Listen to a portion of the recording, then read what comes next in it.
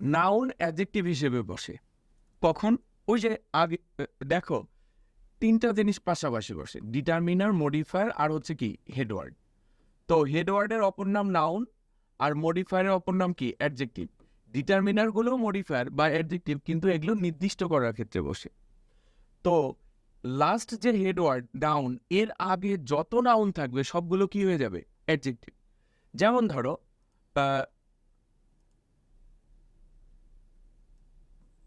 আ young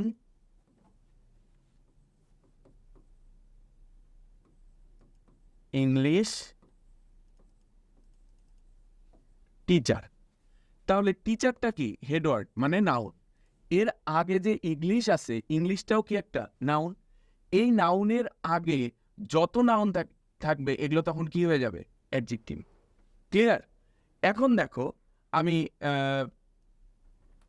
এই যে আমরা নাউনগুলো দেখলাম যে অ্যাডজেক্টিভ, যখন কোনো নাউন আবার অ্যাডজেক্টিভ হয় তখন সে সিঙ্গুলার হয়ে যায়। তাহলে কথাটা কি হচ্ছে? যে যখন কোনো নাউন অ্যাডজেক্টিভ হিসেবে ব্যবহার হয় তখন সে কি হয়ে যায়? সিঙ্গুলার হয়ে যায়। যেমন দেখো, তোমার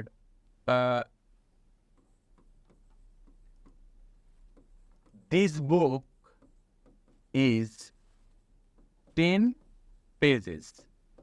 এখানে পেজটা কি? নাউন। 10 এর কারণে নাউনটা কি হলো? প্লুরাল।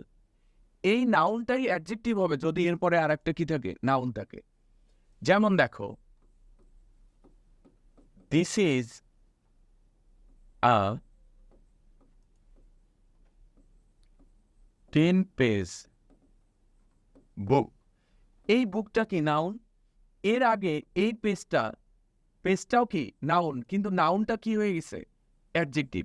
আর অ্যাডজেক্টিভ হবার কারণে এটা সিঙ্গুলার হয়ে গেছে, 10 থাকা সত্ত্বেও প্লুরাল হয়নি। যেমন আগে প্লুরাল, পরেরটা কি হলো? সিঙ্গুলার, কারণ এটা আর এখন নাউন নেই। আগে নাউন, এখন এটা কি? অ্যাডজেক্টিভ।